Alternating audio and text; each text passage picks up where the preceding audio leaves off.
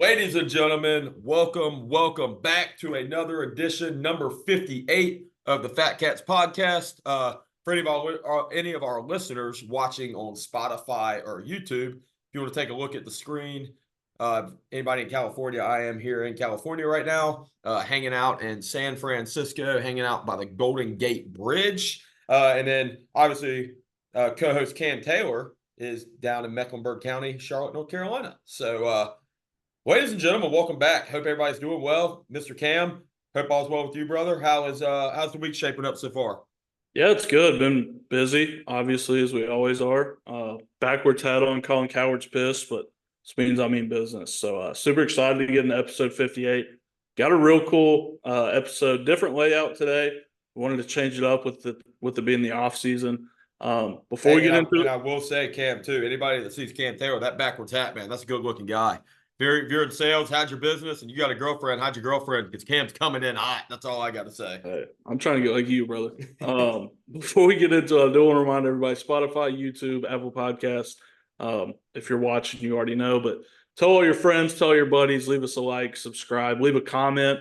Instagram and TikTok at FatKatz Pod, putting stuff out for you guys all the time. So make sure you guys check that out. Today we're doing First Favorite Forgotten. We're doing weekly game balls.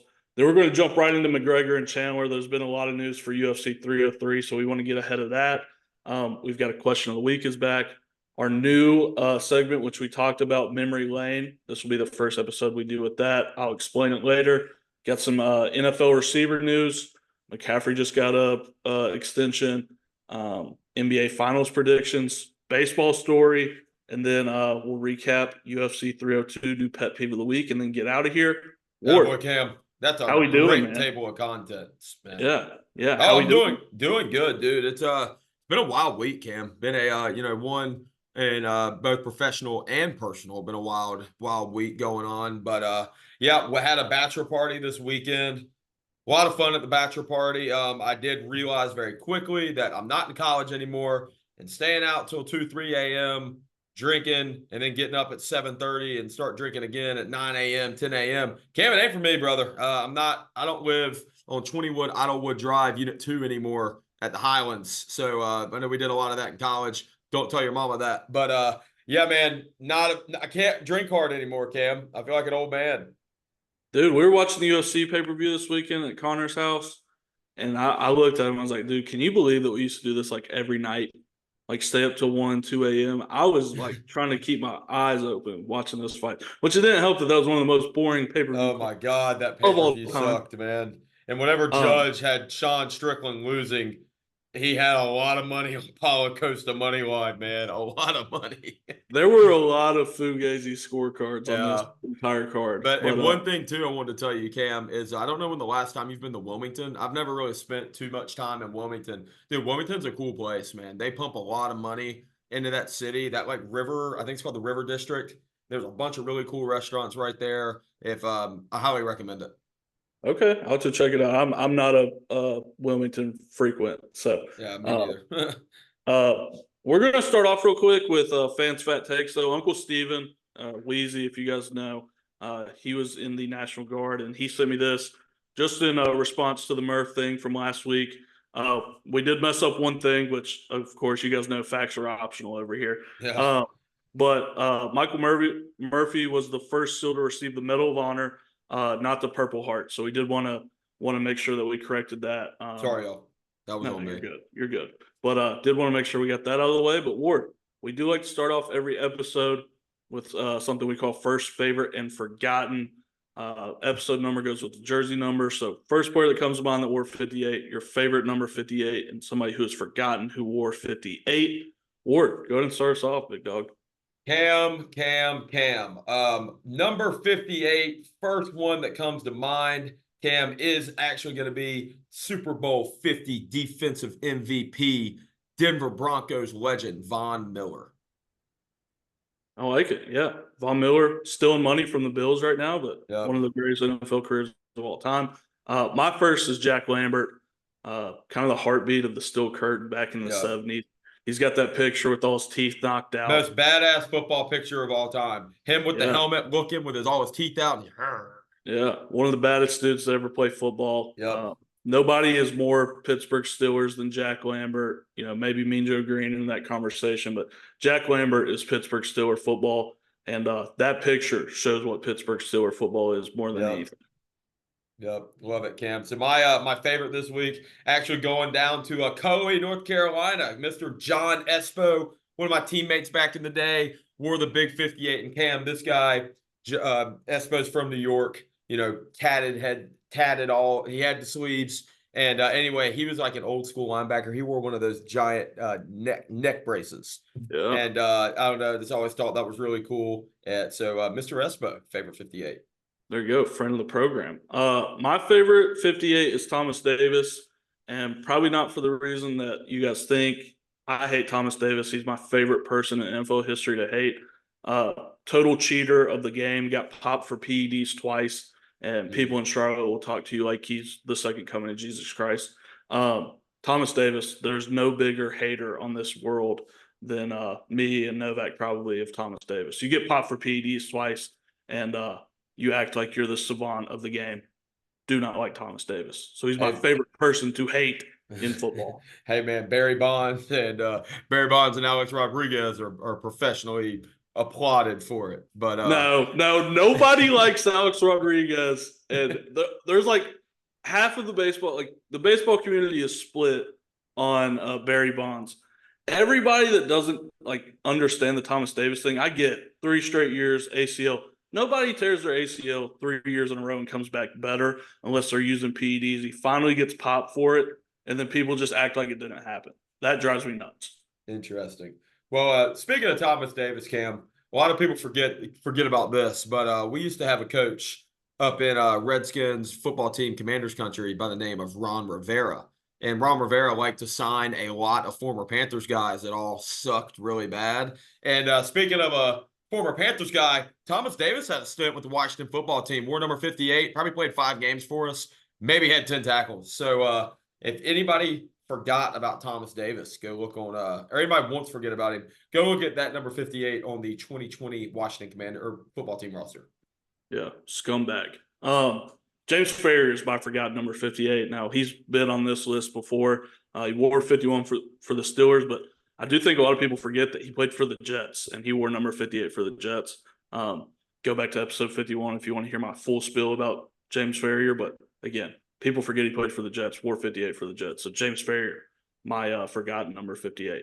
Not as hard. 58, not as hard as some of these 50 numbers that we've run into, Ward. Yep. Yeah. 58 there's a lot of guys that wear 58. So 59, outside of Luke Kuechly.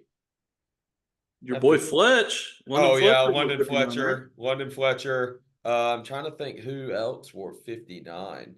Luke Kuechly, London Fletcher. Yeah, we'll have to do some thinking on that one. I do have one more thing on 58. I didn't want to go all linebackers or really all football, so I looked at one of the few times I do research for this, Basketball Reference, and 58 is one of the numbers that no player in NBA or ABA history has worn. Wow. So, yeah, so that actually surprised me. I didn't think, 58. I didn't know that. Obviously not a cool number, but I didn't think that, nobody ever in the history of basketball has wore that number. So, that's really cool. I didn't know that.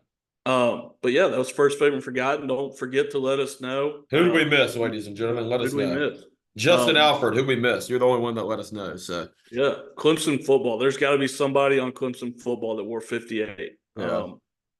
Yeah. So weekly game balls award. I think you got 3 going out. I got 2, so I'll let you go first, man. Dude, I'll go really quickly, man. First and foremost, I'm going to go with the Wolfpack baseball. If anybody followed any college baseball regional news this weekend, Cam, the Wolfpack are going to a super regional. They had, I know we have a few South Carolina fans that are part of this, Fat Katz Nation, but we put a hurting on the Cox. So NC State Wolfpack headed down to Athens, Georgia, to play the UGA Bulldogs. So go Wolfpack. Shout out to the Pack, man. A bunch of my buddies from here were up there. We got 2 NC State students that listen, and then obviously Novak went to South Carolina, a huge Gamecock fan. Baby. Actually, Novak was happy because it meant that they got to fire their coach. So I guess glass half full down there in Cockland. No diddy. My first game ball is going to we'll keep it in baseball. UK baseball, third super regional of all time. They're keeping it in Lexington. Oregon State comes to town. Johnny Hummel, we've talked about a few times, went to Butler with me. One of the best closers in the nation of UK baseball. So shout out to the Cats. Shout out to Johnny Hummel, man. We'll have to try to get him on the Fat Katz after the end of the season. Got to get him on. Congrats. Who do y'all play, by the way? I didn't hear. I'm sorry. Oregon State. Interesting. Are y'all hosting or going there? Yep, hosting. They did kind of screw us a little bit. You'd think, you bring a team from the West Coast over there in the Western time zone, and you'd make them play a little bit early. All our first pitches are like 8 p.m., 9 p.m. So wow. No time advantage for the Cats here in Lexington. No doubt. Something very interesting too. Speaking of just Power 4 conferences, because the Pac-12 is a thing. ACC had 6 teams go to a super regional. State, Carolina, Florida State. I'm missing a few, but not Louisville. Clemson, right? Clemson went to one, and we had 2 more. I can't remember who else, but kind of cool, man. Kind of cool. But anyway, Cam, next game ball is going to be to our Instagram followers, Cam. And the reason why I say that is, man, I'm 2-0 on you on Instagram in the last 2 debates, Cam. Kraft mac and cheese put a hurting on Velveeta mac and cheese. So, hey, man, I think we made a good case. Go Kraft, baby. Well, I've noticed that our Instagram followers are a little bit less educated than our TikTok followers. I haven't seen TikTok. I'm going to pull that up while you're talking. I think TikTok, I went maybe 9 for 12 or 11 for 14 or something like that. But I'm just kidding. Ward speaks for the people more so than I do, I believe. But shout out to all our fans, man. Anybody who listens or shares our stuff on Instagram, TikTok, all that stuff, we truly appreciate you guys. But yeah, what was it? The Miami and LSU debate you won, and then Miami, LSU, and then Kraft. Yeah, I'm trying to look up our TikTok thing right now. Oh, yeah, dude. Velveeta got some comments on TikTok, my friend. Did you do one of those vote things or not? Nah, they just had to comment. Oh, yeah, dude. Velveeta was – we're getting a lot of likes on TikTok, Cam. There you go. There you go, big dog. 813 views. If anybody wants to see that debate, go to FatKatz TikTok. Yep, love it. But my second game ball is going out to Ja'Marr Chase's agent. We talked about this last week. Whoever waited out the other guy in terms of Ja'Marr Chase and Justin Jefferson was going to get the bigger contract. So Ja'Marr Chase's agent waited it out. We'll get into Justin Jefferson's contract, but Ja'Marr Chase probably the winner of the weekend. He will be the highest paid. Hey, brother, don't forget about that scrub down there in Dallas, Texas that wears 88. He's going to get paid too, my friend. Can I say something? Just me and you talking, Ward. Nobody else is listening off the record. Let's hear it. Per sources, obviously, before I say that, CeeDee Lamb has not attended OTAs yet. Like, he's not there. Per sources, the Pittsburgh Steelers made a phone call about the availability of CeeDee Lamb yesterday. DK Metcalf too, right? Brandon Ayuk too? No. This is per source. Per source. Within one of the organizations, I got this tip. I'll say that. I'm starting to get some people talking to me, Ward. I'll say that. I'll leave it at that. Yeah, I know every player out there is somehow going to be a Pittsburgh Steelers. So also, by the way, per sources, I reached out to Margot Robbie to see her availability as well. Oh, yeah. So, I like that. But Ja'Marr Chase's agent, my second game ball. I like it, man. So, Cam, let's hop right into it. So, obviously, as we know, the name of Ultimate Fighting Championship, and that's not Dana White, ladies and gentlemen. That's Conor McGregor, the biggest one to ever do it. Conor McGregor is actually, there's a lot of stuff going on about him in the media right now. So, Monday afternoon, there's a lot of stuff going on. I'll read the timeline of what's going on, Cam, and then I want to get your immediate reaction. So, as you know, there was supposed to be a press conference on Monday at noon in Dublin, Ireland. The UFC randomly cancels this press conference at like 6 a.m., 5 a.m. Eastern time, so our time.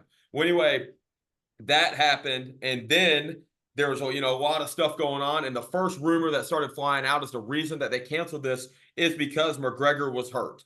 So that was the first thing. Second thing, you go to ESPN Plus, you can no longer purchase this pay-per-view. They're not headline or they're not promoting it anymore. You can't purchase it anymore. So you're like, wow, what's going on there? And now, there's a lot of stuff going on within the media of what's going on. And Cam, first, before I get into my next take on this, what's your immediate reaction about the pay-per-view getting canceled. Can't no longer buy the fight. What do you think's going on? Yeah, I mean, it's scary. This would be a disaster for the UFC. Like, there's no way to put it. So many people. I mean, to get in the door was $5,000 for it. So, I mean, whether or not they cancel this card or whatever happens, if Conor McGregor and Michael Chandler don't fight on this card, it's a complete and utter failure, all systems failure by the UFC. Which obviously it's out of their control if McGregor got hurt or whatever. But there's a lot riding on this. This is like it's not gonna make or break the UFC because they've already been made, but this could do irreparable damage to like the whole company if this fight doesn't go through. Ariel Helwani, for what it's worth, did say on his show today that he's talked with a bunch of people inside the UFC, and everyone he's talked to still thinks this fight's going to happen. I hope this fight is happening, but we have fans everywhere, Cam. The UFC has fans everywhere. And this morning at 10:30 a.m. EST, Michael Chandler was seen boarding a flight from his fight camp in Las Vegas, Nevada, back to Nashville, Tennessee, where he resides. Not sure what's going on with that. If you go to Michael Chandler's Instagram, he's posting a lot of motivational quotes and I don't think there's anything behind that. But Cam, so, obviously, I don't think the UFC is going to announce if this is canceled, but there's a lot of stuff going on between potential fights. Fighters know something that we don't, obviously. I don't think it's a coincidence that Jamal Hill is going back to social media talking a lot of crap to Alex Pereira because he is trying to get subbed in to that main event. That's one thing. A couple other main events that are going on is there's a rumor that they're possibly going to let Max Holloway, Michael Chandler fight for the BMF belt. And another main event rumor going on is Kayla Harrison, the new up-and-coming female UFC fighter, is calling out Amanda Nunes to come out and fight for, I think that'd be pretty interesting. But not just, first thing if they do cancel this fight. I don't know if you've seen the fight card, Cam. That will sell no pay-per-views. I think I'd say the gate on that one, their tickets probably $30 a piece. Yeah, and I would hate it for Pereira and Jamal Hill if they stepped in here. I would hate it for. And you got to think about this too, Cam. Sorry to cut you off. This International Fight Week. They always stack the International Fight Week card. So I don't know. Interesting to think about. I would feel bad for whoever they put in this main event because you go from McGregor to whoever, it's automatically going to be less buzz behind it. Yeah. People are going to be mad. Conor McGregor is bigger than the sport. Let's call a spade a spade. Yeah. Conor McGregor is bigger than the UFC. Oh yeah, absolutely. So if you go from McGregor to Alex Pereira is on one of the greatest runs in UFC history. Yep. But if you go from McGregor to Pereira, Jamal Hill, or Chandler stays in and gets Max Holloway, you're doing a disservice to those four guys if you keep this fight around and then McGregor doesn't show up because that's what it's again $5,000 to get in the door. Dude. And if you don't drop those ticket prices, who's paying $5,000 to go see Chandler and Max Holloway? Dude. That's one thing. And another thing too, man, Max or Michael Chandler is one of the interesting fighters in the UFC. Everybody likes watching this guy fight. He's been waiting for Conor McGregor for 18 months now, man. I mean, these guys aren't getting any younger. He's throwing his prime away. I would say if I were Michael Chandler's shoes, Conor pulls out this time, man, I'd just take a fight at this point. You know how those UFC camps are. They're brutal.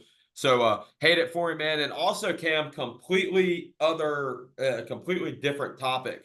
So Dana White announced that the UFC at the end of the year is going to be fighting in the Spear. I don't know how to pronounce that. In Las Vegas, which is freaking awesome.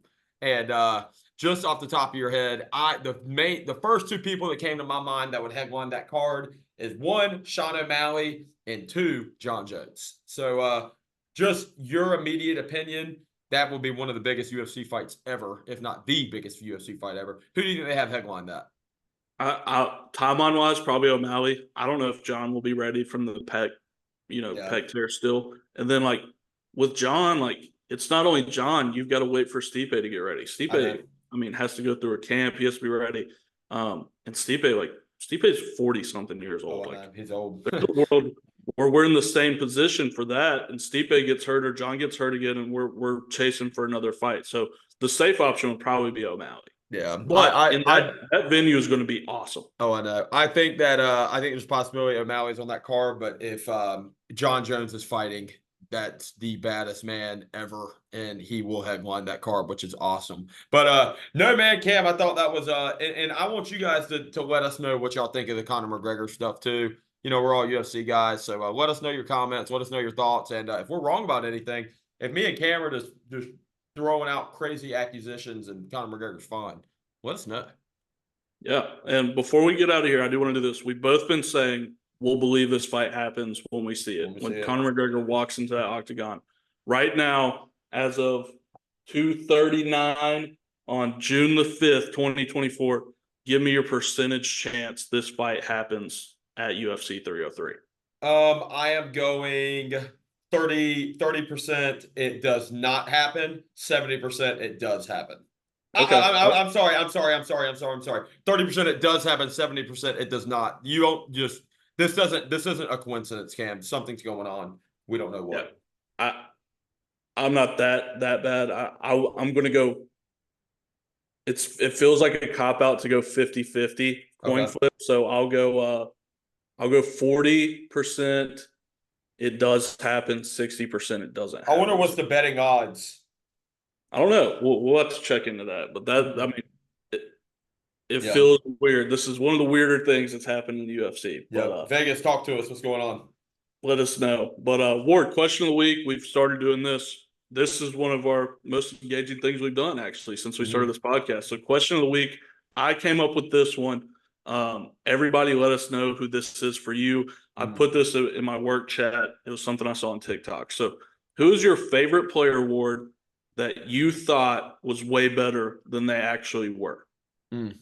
This was really something I had to think about, Cam. I know you told me right off rip, but you know, obviously I'm a Washington Commanders fan. So first guy that I'm gonna say, and first guy that comes to my mind is, I don't know if RG3 would count, but I thought RG3 was gonna be the next Tom Brady when he came in after his rookie year. But really thinking of a more longevity career, I'm gonna go with Ryan Kerrigan. Anybody remembers Ryan Kerrigan? He well, I guess he was pretty good. He's the Redskins all-time sack leader. But yeah, man, this guy was just, you know, he was always very underrated. He's almost like he was consistently having double-digit sacks every year, but he wasn't, you know, your guy that was out. You know, there was always better defense ends than him in the league. So he wasn't, you know, highly praised like a TJ Watt is or a Myles Garrett is. But this guy was consistent. He was very good. He made it. He's actually coaches for us now. So my go-to guy, Cam, is going to be Ryan Kerrigan. Yeah. My guy, when I first saw this on TikTok, like I said, was Jason Williams. White chocolate. You watch the highlight tapes, the behind the back passes, him crossing up the glove, you know, all this stuff. And then you go look at his stats and it's like, oh, like that's all, like that was his averages. Am I looking at the right guy?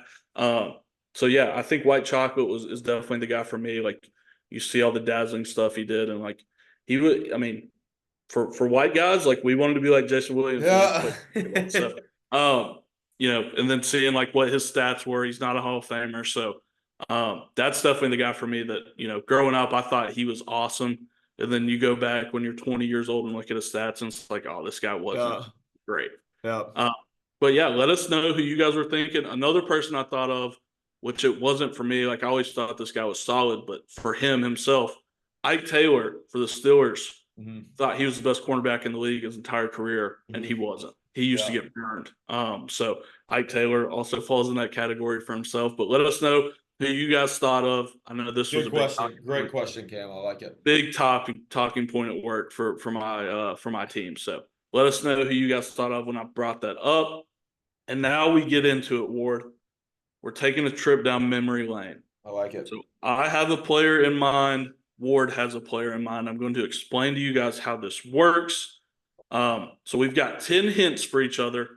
The quicker you get it, the more points you get. So the first question's 10 points all the way down to 1 point. It's going to start off really broad and get more specific. Ward, I'll ask you my guy first. So I'll ask the questions first just so we get a nice, you know, kind of rhythm to this and how it goes. So are you ready, my friend? I am ready. First hint. I will say I'm not going to be good at this. I have an awful memory, so I'm going to try my best, Cam. You'll be a lot better than me. There's a world where you beat me. Like, let's not like. We'll say. There's a world where you beat me. We'll 10 see. points. First question, 10 points. This guy's a Hall of Fame wide receiver. Okay. You want to throw out a guess, or you want the Randy next Moss. 10 points. Shut the fuck. No way. 10 points. Yeah, let me see your thing. 10 points. Let me see. It says Randy Moss. Yes, Randy Bro, Moss. get out of here. No way. Let's go. So, Ward, I've got to get it on the first guess. This was not planned, by the way. I'm going to read the rest. No freaking way. Well, you sandbagged me. You told me you weren't going to be good. Get the freak out of here, bro. No way. I tried to give you a hint with him sitting right here. I don't know if you guys can see Randy Moss over here. No, you have got to be kidding me. So I'm going to go through the rest of these. But Ward, he sandbagged me bad here. For 10 points, it was Hall of Fame wideout. For 9 points, this guy played for 5 different franchises. For 8 points, Alex Smith was his quarterback for a year. For 7 points, he was third in MVP voting in 1998. For 6 points, he's a 6-time Pro Bowler, 4-time All-Pro. For 5 points, he played for 3 separate teams in 2010. For 4 points, he's 4th all-time receiving yards. For 3 points, 2nd all-time receiving touchdowns. For 2 points, he attended 3 different universities. And for 1 point, Chad Pennington was his quarterback at Marshall. Bro, I would have guessed it on 1 point. I would have never guessed that. Ward makes me look like a fool. You have got to be freaking kidding Makes me look like a fool on the first iteration of this new segment going down memory lane. Ward, I don't know if I could. There's no goal for my So Ward probably starting up 10 points. Oh my God, that is freaking hilarious, man. All right, Cam. Well, that was awesome. I can't believe I did that. I think if you let you get it on the first one, Cam, I think I'm gonna be done here. My clues are a lot easier than yours. Just an FYI, you had really good clues. But Cam, for 10 points. This guy was undrafted from Texas Tech University. Michael Crabtree. No. Okay. All right. For 9 points, he retired in 2022. Oh gosh, this could get bad, folks.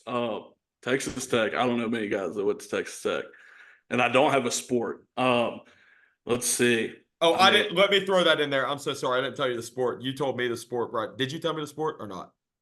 I said Hall of Fame wideout, but if it's not, don't worry about it. Football. Okay. Texas Tech, Red Raider, undrafted, retired last year, 2 years ago. I'm going to have to pass, man. I mean, this is a rough start for your boy. Right. This guy played for 5 teams, 5 total teams in his NFL career, and he played in the league for 13 years. So this was a guy that we watched this guy growing up, just an FYI. Yeah, 13 years. Oh, man, this is making me look bad. 5 teams. I don't think this guy went to Texas Tech, but I'm going to throw out a Darren Sproles guess here. I'll go ahead. This one doesn't count. I should have thrown this in earlier. He was a wide receiver, so that doesn't count for the points. 5 teams, 13 seasons. He was a wide receiver. Okay, so Crabtree's out of the way. Texas Tech. I may need to get off Texas Tech because I can't think of any. Yeah. I know for a fact there are people yelling at me like you should get this guy. Let's go. Goodness gracious.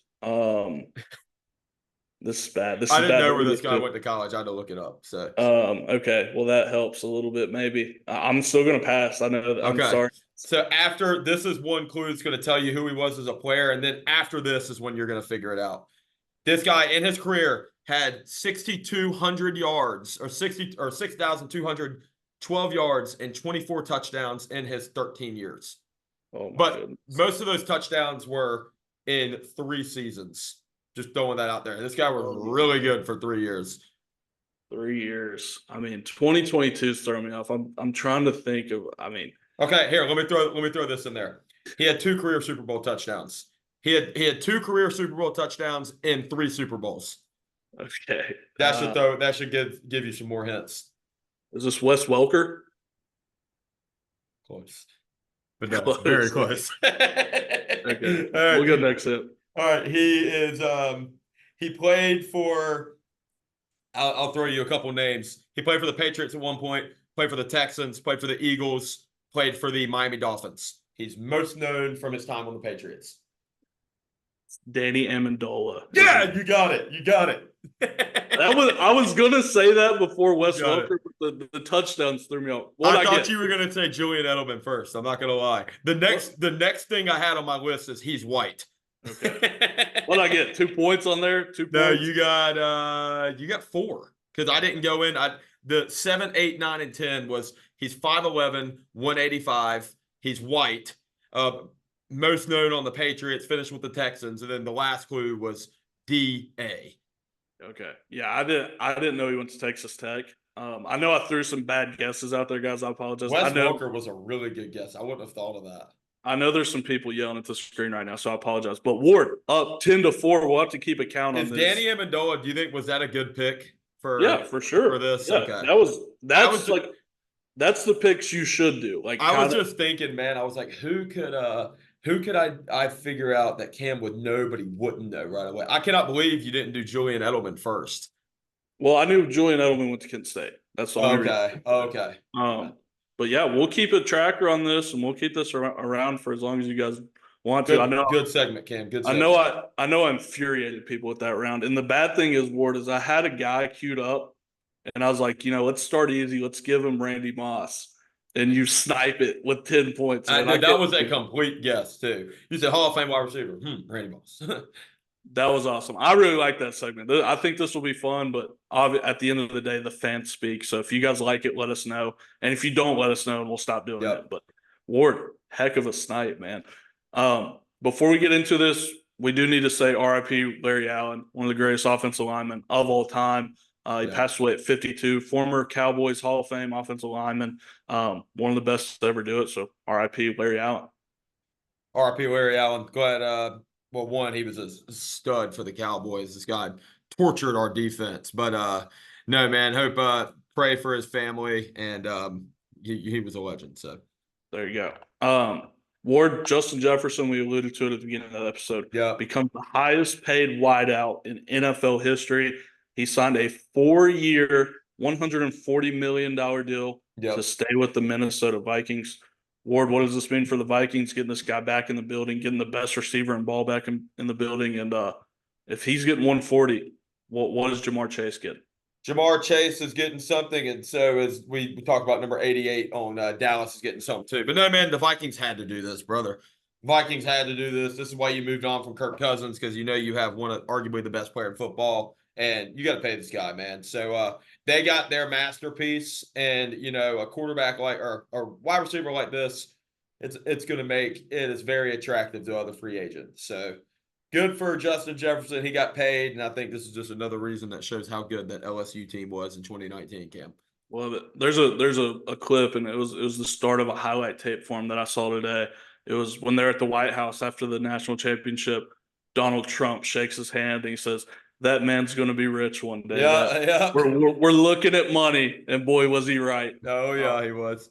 Ward, we are going to play a game with these next 2 segments, and I'll be asking the question since you absolutely embarrassed me on going down memory lane. But I'm going to read you off some NBA players. This is going off yearly salary. Okay. So JJettas he's going to average $35 million a year over this contract. Okay.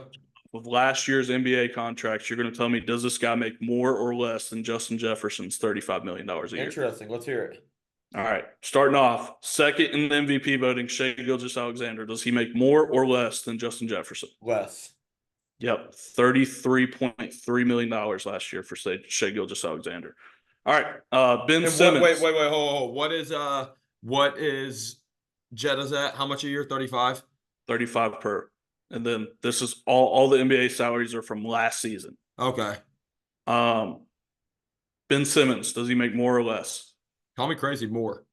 He does. He makes 30. Really? Ben Simmons makes 37. He made $37 million last year. So he's still on that big contract. Okay. Yep. Fred VanVleet, does he make more or less? More. Fred VanVleet got paid by Toronto. $40 million. Which is absolutely insane. Does Domantas Sabonis make more? Less. I don't even know who Sabonis is. I know who he is. It's more, isn't it? It's more. He makes $41.8 million a year. CJ McCollum. Does CJ McCollum make more or less money? Yes. 35.8. Jason Tatum. Does Jason Tatum make more money than Justin Jefferson? Call me crazy. I'm going to say less. He does. 32. That was a trick question, Cam. I knew you had something brewing there. $32.6 million. And the last one for this round.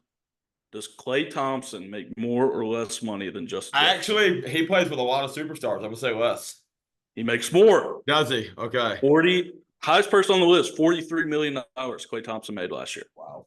Yeah, y'all get NBA players make. I thought when you first had this question, do NBA or NFL players make more money? I was like, well, NFL players make consistently more money. No, NBA players get paid. For reference, Justin Jefferson, the deal he just signed, is the same exact contract that Jordan Poole signed with the Warriors. No freaking way. 4 years, $140 million. But again, Minnesota, like you said, they had to do this. You had to keep the best. I mean, he's the best non-quarterback offensive player in football. Yep.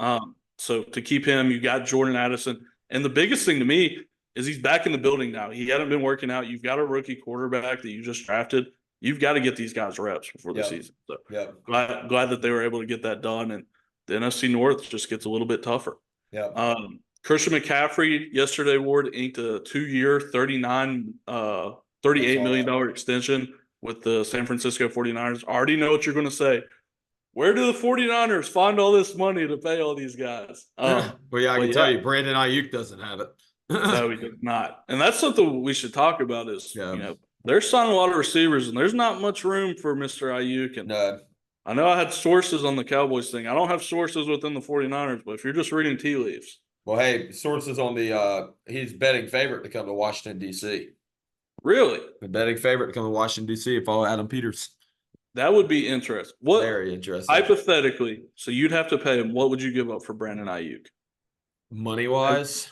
No. What contract? Like, what would you trade for Brandon Ayuk to then pay him for his Jonathan contract? Allen.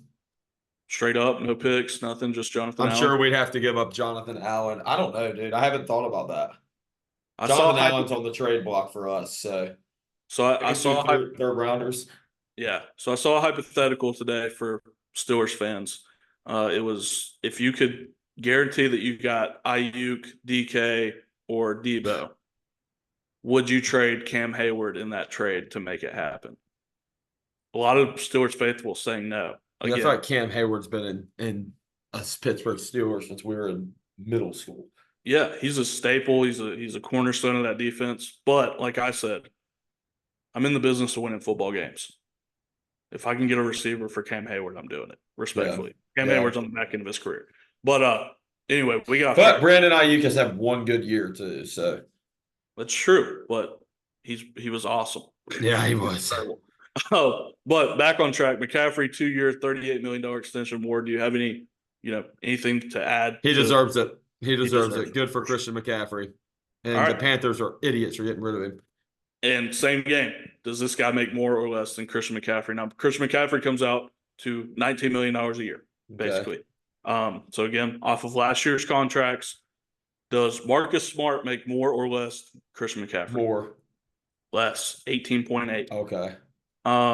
Does DeJounte Murray, starting point guard all-star for the Atlanta Hawks, does he make more or less? Less. 18.2. Yes. Let's see. Spencer Dinwiddie. This is going to be a fun one. Spencer Dinwiddie. Well, no, this is a trick question. More. He does. He makes $21.9 million a year. How crazy is that? Yeah, NBA players get paid. I didn't realize this. NBA players get paid like baseball players. Good God. Yeah. OG Anunoby. Does he make more or less? I don't even know who that is, Cam. The wing for the Knicks. Okay. More. He makes less. Okay. I have no idea who that guy. I know basketball, not that well. Let's go. Bruce Brown. Won a championship with the Nuggets, played for the Raptors last year. Did he make more or less? Raptors pay people, so I'm going to say more. He does. $22 million. Absolutely freaking insane. Bruce Brown makes more money than Chris McCaffrey. He's the highest on the list. $0.1 million more than Spencer Dinwiddie at $22 million. Wow. Buddy Hield, Ward, does Buddy Hield make more money or less money than Chris McCaffrey? Big money or big name, I'm going less. He makes more. $19.8 million for the role player who couldn't see playoff minutes for the 76ers last year. Absolutely insane. Lastly, does Derek White make more or less than Chris McCaffrey? He makes less, $18.3 million. Great game, Cam. I like it. Yeah, I mean, it's crazy. I knew the high-paid guys. I didn't know the low-paid guys. That shows my basketball IQ. It's crazy to see some of these NBA contracts. But Yeah. as we talk about NBA, last time we talked, Ward, I laid out this blueprint for how the Minnesota Timberwolves are going to come back, be the first team ever to come back from a 3-0 deficit. They're going to get to Game 6. They're going to get to Game 7. They got beat by 30 points on that one. Yeah, they did. They got immediately after we clicked post on this Anthony podcast. Edwards is no longer Michael Jordan's kick, ladies and gentlemen. We can get that one off the rim. Well, getting beat in the conference finals, early in your career, Jordan did a lot of that. Yeah. But I'll leave it at that. But Ward, finals are set. First game, first tip on Thursday. Celtics versus Mavericks. Who you got? What's going to be the key to the games? Break it down. So I think the key to the games for one, I'll go ahead and be straight up. You need to have Jaylen Brown and Jason Tatum on top of Kyrie Irving and on top of Luka Doncic all game. So the keys to the game, Cam, is stop Luka Doncic. Don't let him score. That's how you beat that is how you beat the Mavs. I'm gonna go ahead and say it, Cam. I'm riding with the team in green, brother. I'm riding with the East. I think the East finally gets it done this year. I'm gonna say over under 6 games. I think I'm gonna set it at 6. I'm sure. I don't know what Vegas has it at. I'll assume probably that. But yeah, man, I have a weird feeling. I think Jason Tatum is finally and Jaylen Brown are gonna this year show that this Celtics team. I don't know. Is Porzingis gonna be playing? Is he still hurt? Yep, he's playing. He is playing. I don't know, man. I just think the Celtics team, there's more all around than this Mavs team, but I think it's going to be a very good series. So give me the Celtics, Cam. For sure. And why? How do whatever team you think wins this, how do they win it and why? So gut reaction says Celtics in 7. 7, I like it. Yeah, I think 7. I think this game goes to 7. Close it out in Boston. I mean, there would be no better storybook ending for Celtics fans across the world. Yep. I do differ from you a little bit on who guards who. I think Drew Holiday, his matchup is Kyrie Irving, which Drew Holiday is one of the greatest perimeter defenders of our lifetime. But we saw Kyrie have success with a guy who was perceived to be a really good wing defender in Anthony Edwards. So we'll see how that works out. But to me, obviously, I think the Celtics, other guys will call them the role players, the guys that aren't Jason Tatum and Jaylen Brown, are a lot better than the Mavericks. Yep. The Mavericks guys played really good, but like Derek Lively has to be healthy. He has to play great for 24 minutes. Daniel Gafford has to play great for 24 minutes. How do they guard Porzingis out on the perimeter? How do they guard Al Horford out on the perimeter? So that's like the big thing for me. Like Mavericks role players have to play to the same level or even higher than they did last round. But for the Celtics, are Jason Tatum and Jaylen Brown 2 of the best 4 players in this series. And it can't be Luka Doncic, Kyrie Irving, then Jason Tatum, then Jaylen Brown. Yeah. They have to be like, if they win this series, it's because at the end of it, people were like, is Jason Tatum a top 5 player in this league? I would assume that the Celtics are probably betting favorites, right? I'm a pull for sure. I figured they were. Yeah, I think that the Mavs are getting close to 2-1. Wow, really? Yes. Let's see what the over/under is on games. I'm just out of curiosity. So I do think the Celtics are the better team, but again, to me, it comes down to Jason Tatum, Jaylen Brown, and I know this sounds very elementary, but those guys have to be the best players on the Celtics. Like you can't have games where Derek White's the best player on the Celtics. You can't have games where Kristaps Porzingis is taking the big shots. Like it's got to be those 2 guys. Because I've seen Kyrie Irving, I've seen Luka Doncic carry a series. I don't know if I've seen Jason Tatum or Jaylen Brown do that. Yeah. So Cam, I got the numbers right here. The Celtics are minus 225 favorites to win the series. Jason Tatum is minus 125 to win the MVP of the MVP of the NBA Finals. And then I'm trying to find the exact total games, and it has it right here. 7 games is plus 195. So I would assume that it's the lowest number. So I would assume that 7 games is the bet here. Okay, so 6.5 is probably the over/under. 6.5 is probably the over/under. Interesting. I'm gonna say 6. This feels like it could be one of the best series we've seen in a long time. It could be. These are 2 very, I don't want to say very evenly matched, but superstar wise, like these are 2 of the better teams when it comes to superstars. So Yep.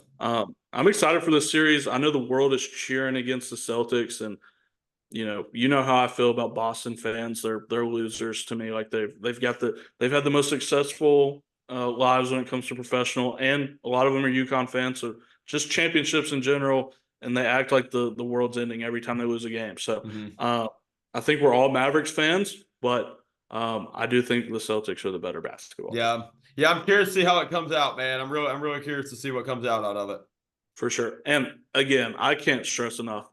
It's been a week and a half since we had NBA basketball by the time this tips off. Yeah. Move the daggum dates up, man. Yeah. We had a 5-game series and a 4-game series. Why are these guys getting 2 weeks to which I know the Mavericks needed it more than anybody. But Ward, a huge story in baseball.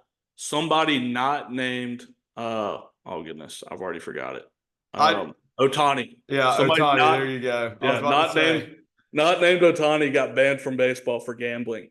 Padres infielder, this name's gonna trip me up. Tucupita Marcano is how I'm gonna pronounce it. That's probably wrong. Oh, good job, Cam. Yeah, it sounded pretty good. Yeah, he was banned from baseball a couple of days ago for gambling. Ward, he placed 231 MLB related bets. I want you to guess how many he got right. 231 bets. Let's give him 50 shot. 50-50 shot. You think he what's that? 115? 115 and a half? What was it? Like 30%? Ward, he got 10 bets right. Get out of here. 10 out of 231. He won 4.3% of his bets. Wow. How'd this guy get caught? I think he had like an actual FanDuel account. Like I could be wrong, but I don't think he did a very good job hiding it. And to make it worse, I think like 70% of his bets were just on the Pirates to win. So a hilarious story. Probably not the person you thought. What an idiot. Probably not the person you thought was going to get clipped for gambling, but yeah, dude. Something else cool I saw completely off topic. One of Duke's baseball players that he just finished his last game ever as a baseball player at Duke, and he said, "Baseball season over. Hello, FanDuel." I was like, "That's kind of funny." Yeah, that was hilarious. He also somebody was like, "You want to pick," and he said, "I want to build generational wealth overnight." So, that's how they get you though. Yep. You win a couple bets, but Ward, how impressive! Like it's almost impressive to only win 4.3% of bets. I know. That's sounds like me, man. Fade Wade. Yeah, fade Tucupita, however you say that name. But yeah, funny story. Funny story. I mean, not as funny as I believe I can see my tax dollars giving more tax dollars to Charlotte. $600 million in renovations to Bank of America's stadium. Got pretty approved. Pretty cool. I wonder what they're going to all do to it. The mock-ups are awesome, but win football games. Yeah. Like if you do this, you better start winning football games at the end. Tepper's trying to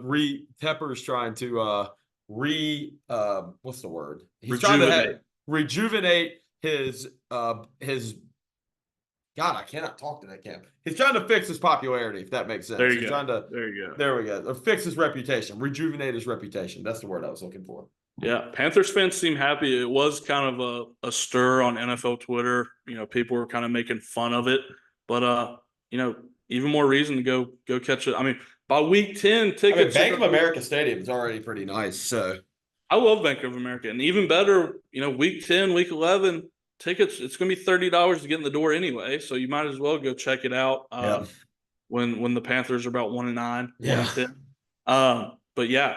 Super excited about the renovations. Again, I'm sure I'll be paying more money to the government here, but all worth it, I guess. Real quick, we'll go over UFC 302 very quickly, probably because it was a very boring card. We got pet peeve of the week, and then we'll get out of here. But Islam Makhachev beats Dustin Poirier.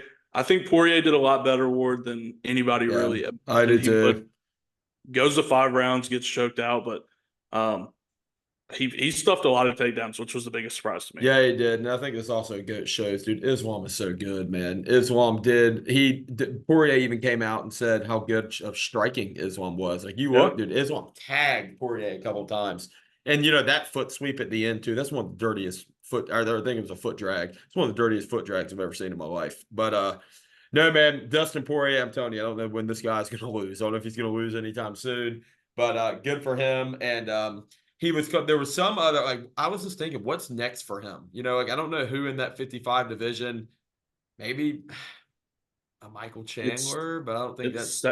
it sounds like he's going to move up to 70. Yeah, I do think there needs to be a criteria. He's defended his belt once against somebody in his weight class, Cam. So, I mean, he fought Volk twice and he's defended his belt once. So, yeah, I take that back. There's a lot of people for him that he can fight.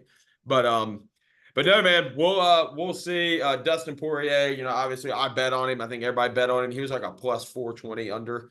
So, I'm curious what's next for Dustin. I don't think he's actually going to retire. I do think he's going to run out of money and need some money here eventually. But, yeah, man, we'll see. Yeah, and if you're a Poirier fan, like that's all you could have asked for that fight. You go into the 5th round with a chance. Yeah. And it comes down to can Dustin knock him out or not. Like that was best case scenario to me. Yeah. Sean Strickland obviously proclaimed before the fight that this was going to be a war to the death between him and Paulo Costa. We saw Paulo fight off his back foot and Sean Strickland like do this weird Philly shell all night. So not the best fight. He did drop Paulo Costa. We saw Paulo Costa get a crazy scorecard where he won somehow. That fight wasn't even close, but very boring fight. But Sean Strickland continues to win after losing the title. Yep. Yeah. Sean Strickland. I know we talked about earlier. Talk about the judge. I know we went over it a little bit, but dude, good for Sean Strickland. He did. He walked down Costa the whole time. He did. He walked down trying to fight Costa the whole time, which was awesome, man. But curious what's next for him. He better get a title shot. I hope he does. They're going to give it to Izzy because Izzy's a better name, and at the end of the day, it's all about money. But no, man. Yeah, it was that fight sucked though. I will say. Yeah. Cool seeing Trump. That one thing though, it was cool seeing Trump come in because Trump was just indicted on a felony on Thursday or Friday last week. Shows up at UFC. New Jersey is a historically very liberal state, bro. New Jersey is going ape shit for Trump, man, going nuts. All the fighters are down there happy to see him. Khabib shakes Trump's hand. Khabib's Russian. What's his name? Obviously, Sean Strickland. Kevin Holland hits the nastiest armbar I've ever seen in my life. Goes and says, "What's up to Trump?" Dude, that's pretty cool, man. Pretty cool. He got the biggest pop in the arena. People went nuts. Like, dude, you think about it. Bush was a big baseball fan. Obama was a really big basketball fan. Biden, I don't know if Biden can mentally comprehend sports, so I don't know what fan he is. Trump's a fighting fan, man. He's been a fighting fan since day one. He's hosted UFC since day one. He's always been a big part of the boxing events. So really cool to see, man. Yeah, he again loudest pop in the arena, and it wasn't even close. Yeah. You did talk about Kevin Holland beating Michael Olashaychuk. Bro, that was the dirtiest armbar I've ever seen in my life. Kevin Holland's insane. Yeah, Kevin Holland's awesome. I love Kevin Holland. And again, we talked about how we weren't going to bet on him again because he always loses. Oh yeah, and he goes and pulls the armbar, breaks the guy's arm in half, like he dislocated his elbow. Yeah. It was nasty. If you don't like that kind of stuff, probably don't watch it. Bib Miskelly was next to me watching it, and he had to cover his eyes. Oh yeah, dude, I had to look away. I saw hit that bone. I looked away, bro. I couldn't watch it. Well, and Kevin Holland, Herb Dean will let you die in the octagon. Kevin Holland yelled at Herb Dean to stop the fight. The guy gets up. Olashaychuk gets up. His arm is limp. He can't move it, and he's yelling at Herb Dean for stopping the fight. Hey, that Herb Dean fault. Herb Dean will let you die in that octagon. Yeah, he will. But yeah, that was UFC 302. I don't think there's really any more fight to talk about. Pet peeve of the week, Ward, and then we'll get out of here. Let me hear. Cam, pet peeve of the week this week, man, and this is something that we all have experienced. There's nothing I hate more than QR code menus. I don't know if you're like that. I like having a paper menu in front of me when you can read the food instead of trying to go through your phone and all of that. And then your phone locks. You're like, oh shit, what did I want again? Then you got to go and scan the QR code. So, yeah, man, QR code menus are what I'm not a big fan of. You're just old school, man. You were born in the wrong era. That's the problem. You like QR code menus? I don't. It wouldn't be my pet peeve. Man, I can't stand them. I prefer, obviously, having the menu in my hand, but I'm not gonna. That would have never ever been my pet peeve of the week. I get it. But, for you, that's on brand because you I'm you were not a born fan of those, brother. You were born at the wrong time. Hey, Man. I'm a 90s baby, 1999. Yeah, you're old school, son. So That's what I'm talking about. my pet peeve of the week is the new ESPN. Mhm. And when I say this, I watched PTI. I watched Around the Horn a couple days ago. After I wasn't doing really anything work, so I had it on in the background. After watching First Take, and I quickly realized how bad ESPN has become. PTI and Around the Horn are the only two shows that are watchable. They're the only two shows that actually talk sports and don't just spout out hot takes. Yeah. So the new ESPN, and I've heard this from a lot of people. A lot of the play-by-play announcers are pretty brutal to listen to, especially like in the College World Series. So the new ESPN is getting my pet peeve of the week. I couldn't agree with you, man. You don't see the highlights anymore. I couldn't agree more with you. We grew up in the heyday of ESPN. That was the best from like 05 or even like 03 to probably 2010. When you can see the game, what game's next, you're like, okay, we got to make it to this game, then we can go. But I got to watch PTI and like really sit down and watch it. And PTI, man, is unbeatable. That's probably the greatest sports show of all time, in my opinion. Kornheiser and Wilbon are unbeatable, in my opinion. But new ESPN, it stinks. Besides Pat McAfee and PTI and Around the Horn, it stinks. I couldn't agree more with you, brother. But I believe that's it for episode 58. 58, dude. We're almost at 60, Cam. We're getting there, man. Here before long, we'll be at the century mark, Ward. I know. Here in about 42 weeks, probably. 42 weeks. But here the numbers are going to start getting pretty hard for first favorite forgotten. Yeah, it's going to get rough once we get through the 60s and 70s. But we hope you guys enjoyed it. Let us know, if you sniped Randy Moss like Ward did. Yeah, I still don't know how I did that. That was not scripted, by the way. Watch my facial reaction to when it happened. So, if you got who was mine? Oh goodness, I already Danny forgot. Amendola. If you got Amendola before I did, let us know. I know, Ward, for a fact there's going to be somebody screaming that I didn't get any Amendola. Oh yeah, somebody do. Some Patriots fan do, but it's kind of a hard one though. I give that one like a 8 out of 10 hard. I'll tell you what. Now that I know what we're doing next week, I'm coming for your throat. So no kidding. Cool, man. Well, Cam, always a pleasure, brother. You have a great rest of the day. Fat Katz Nation, thank you guys for all your support. Thank you guys for all you do. Leave a like, leave a comment, subscribe, resubscribe, share with a friend. We really appreciate you guys. So we're just two guys with a dream trying to make a top podcast in the world. So love y'all. Have an amazing day and peace, brother.